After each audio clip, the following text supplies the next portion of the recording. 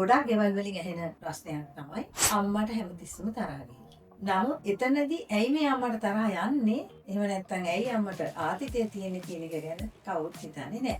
කාන්තාවන් හැටියට, අම්මලා හැටියට, බිරිඳෑවරුන් හැටියට අපි දන්නවා එදිනෙදා ජීවිතේ ලොකු ස්ට්‍රෙස් එකක් අම්මලාට එනවා. ගොඩක් වෙලාවට මේ ස්ට්‍රෙස් එක අම්මලා පවුලේ අනිත් කට්ටියට නොදී තමන් අතේම තියාගන්න හදන. ඒක එසේ නොවිය යුතුයි කියලා පිළිතනවා. ඇයි කිව්වොත් ඒ ස්ට්‍රෙස් එක මේ හේතුව නිසා ඇති වෙලා තියෙන්නේ කියලා ළමයි දන්නවා නම්, එහෙමත් නැත්නම් ස්වාමි පුරුෂයා දන්නවා නම් ඔය ස්ට්‍රෙස් එක එන ප්‍රමාණය අඩු කරගන්න පුළුවන්. ගොඩක් වෙලාවට අපි හැමදේම කළමනාකරණය කරගන්නවා. අපි කියනවා মালටි ටාස්කින් කියලා. හැම අම්ම කෙනෙක්ම, හැම කාන්තාවක්ම মালටි ටාස්කින් රෝල් එක ප්ලේ කරනවා. උදාහරණයක් හැටියට අපි දකිනවා අම්ම කෙනෙක්ට පුළුවන් වැඩ කීපයක් එකට කරන්න. ලිපේ මොකක් හරි තියලා, තව දෙයක් කරලා, දරුවන්ගේ කෑම හදලා, ඒ ඔක්කොම එක වෙලාවට කරන ගමන් දරුවන්ගේ වැඩත් බලනවා. ගොඩක් වෙලාවට පිරිමි කෙනෙක්ට මේ মালටි ටාස්කින් රෝල් එක අමාරුයි. ඒගොල්ලෝ එක ටාස්ක් එකකට ફોකස්. නමුත් අපි අම්මලා හැටියට මේ মালටි ටාස්කින් කරනවා. එතකොට අනිවාර්යෙන් ආතිතයක් ඇති වෙනවා. සමහර විට ඒක ඔක්කොම කල්පනාකරණය කරගන්න බැරි වුණාම, එහෙම නැත්නම් වැඩ වැඩි වුණාම, දැන් මේක අදාළයි ගෙදරින් අම්මලට, රැකියාවට යන අම්මලට. ඔව්, අපිට ගොඩක් එන මෙසේජ් එකක් තමයි මේ හැමදේම කරන අතරතුර තමන් වෙනුවෙන් කාලයක් වෙන් කරගන්න එක ප්‍රැක්ටිකල්ද? ඒ කියන්නේ තමන් වෙනුවෙන් මේ ටයිම් එකක් ගන්න එක ප්‍රැක්ටිකල්ද? දැන් ඒක හොඳ ප්‍රශ්නයක්. නමුත් එතෙන්දී අපි කල්පනා කරන්න ඕනේ අපිව බලාගත්තේ නැත්නම් අනිත් අය බලා ගන්න බෑ කියලා. මොකද අපි හරි අවුට්පුට් එකක් එළියට දෙන්නේ හරි ඉන්පුට් එකක් ඇතුළට දැම්මොත්. ඒ ඉන්පුට් එකට වැදගත් වෙන්නේ අපි දරුවෝ වෙනුවෙන්, ස්වාමි පුරුෂයා වෙනුවෙන්, ගෙදර වැඩ කටයුතු, රැකියාව වෙනුවෙන් වෙන් වෙන කාලය වගේම හිතලම මේ මී ටයිම්, එහෙම නැත්නම් මං වෙනුවෙන් චූටි කාලයක් වෙන් කරගන්න. එහෙම නැත්නම් මං වෙනුවෙන් ඒ කාලය මං වෙන් කරගත්තේ නැත්නම් අර කියන හැම දෙයකම බලපාන. අර අපි කිව්වේ කලින් අම්මා තරහ ගිහිල්ලා ඉන්නේ. එහෙම නැත්නම් අම්මට මුකුත් කියන්න බෑ. අම්මා හැමතිස්සෙම කෑ ගහනවා.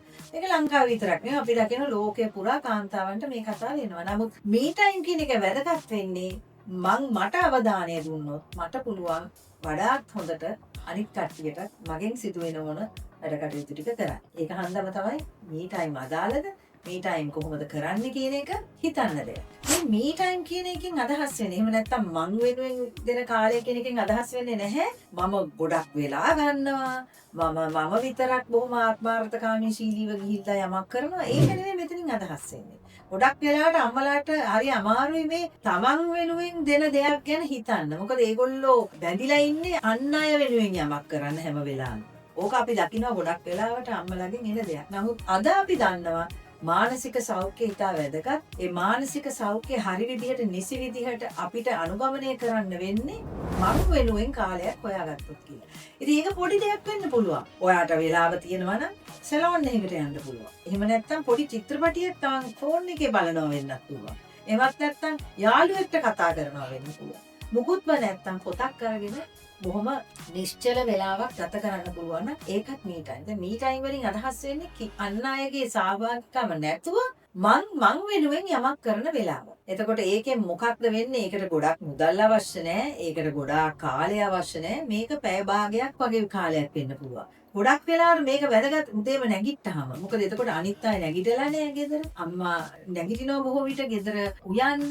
එහෙම නැත්නම් දරුවන්ගේ වැඩ කටයුතු කරන්න. ඒ සියලු දේට කලින් බොහොම කෙටි වෙලාවක් තමන් වෙනුවෙන් ගත කරන්න පුළුවන් නම් මේක ඉතා වැදගත්. ඒ වගේම තමයි එහෙම නැත්නම් දවස අවසානයේදී සියලු වැඩ කටයුතු ඉවර වුණාට පස්සේ මේ පොඩි වෙලාව අරගෙන තමන්ට පුළුවන් ද ඊළඟ දවසට තමන්ට අවශ්‍ය ඒ ශක්තිය, ඒ කැපවීම සහ උනන්දුව අර තමන් වෙනුවෙන් පොඩි කාලයක් දෙනවා නම් ඒකෙදි තමන්ට ඒක අනුත් කරගන්න පුළුවන්. අපිට ගොඩක් මෙසේජ් කරලා කාන්තාවගෙන් එන ප්‍රශ්නයක් තමයි දැන් සමාජයේ හැම කෙනෙක්ම සෝෂල් මීඩියා යූස් කරනවා. Facebook, Instagram කියන මාධ්‍යයන් යූස් කරනවා. ඉතින් ඒ මාධ්‍යයන් වලින් අපි හැමෝම දකින්නේ ලස්සනට සතුටින් ජීවත් වෙනවා කියන එක. ඒ දකින දේත් එක්ක විශේෂයෙන් කාන්තාවන් තමන්ගේ ජීවිතය ගැන තෙහෙට්ටුවකට පත් වෙනවා. තමන්ගේ ජීවිතේ වැඩක් නැහැ, අනිත් මිනිස්සු කොච්චර සතුටින් ඉන්නවද කියලා තමන්ව අනිත් අයත් එක්ක සසඳනවා. එතකොට තමන්ගේ ජීවිතය ගැන දැනෙන කේන්තිය තම වටා ඉන්න අයත් එක්ක දක්වන ප්‍රතිචාර මේ දේවල් සාමාන්‍යයිද නැත්තම් මේක මානසික වැටීගෙන එන එකේ ලක්ෂණයක්ද?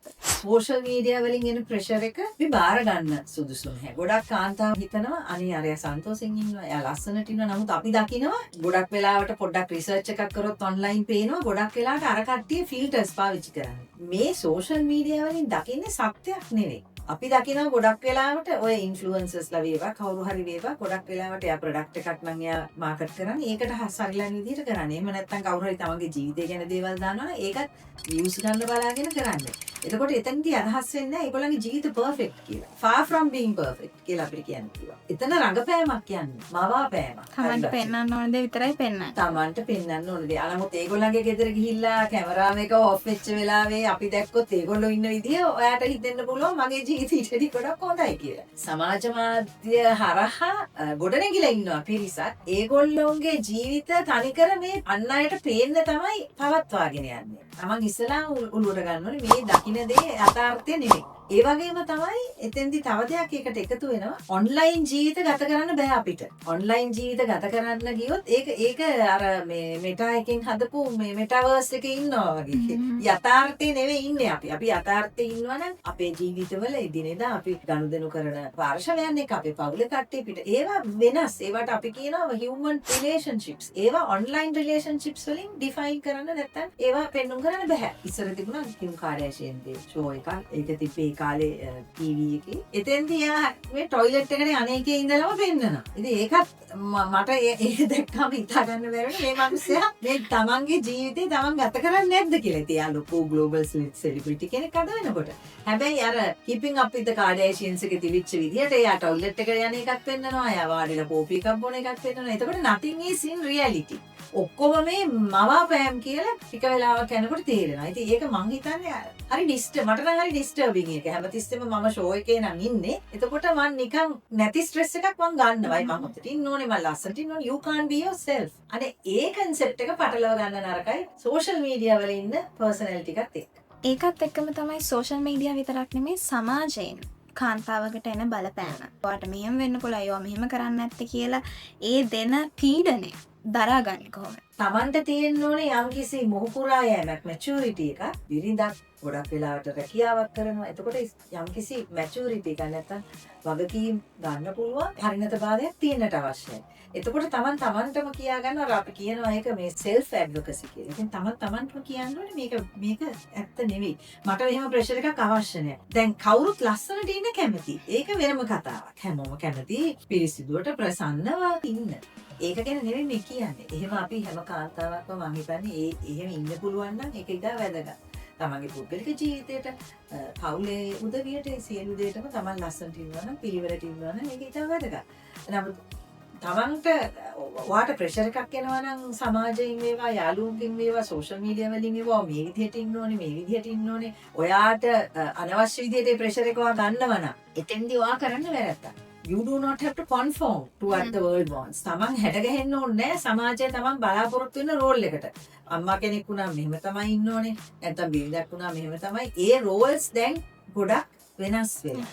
සමාජ ප්‍රෙෂර් එක ආව පළියට මම මේ විදිහට ඉන්න ඕනේ. අනේ මට බලන්නකො මට බෑනේ අරයා ඉන්න විදිහට ඉන්න. ඒ වෙන්නේ you are you. තමන්. එතන තමයි අර අපි කාන්තාවන් හැටියට ගොඩනැගෙන අර me time ගැන හිතලා, අනන්‍යතාවය ගැන හිතලා මමත් යම්කිසි කෙනෙක් යමක් කරන්න පුළුවන් කියන ඒ විදිහට ඔළුව හදා ගන්න අවශ්‍යයි. ගොඩාක් වෙලාවට නාතාව වැටෙනවා. මට අරයා කරන දේ කරන්න බෑ නැත්නම් එයා මට වැඩිය හොඳට කරනවා. එහෙම නෙමෙයි.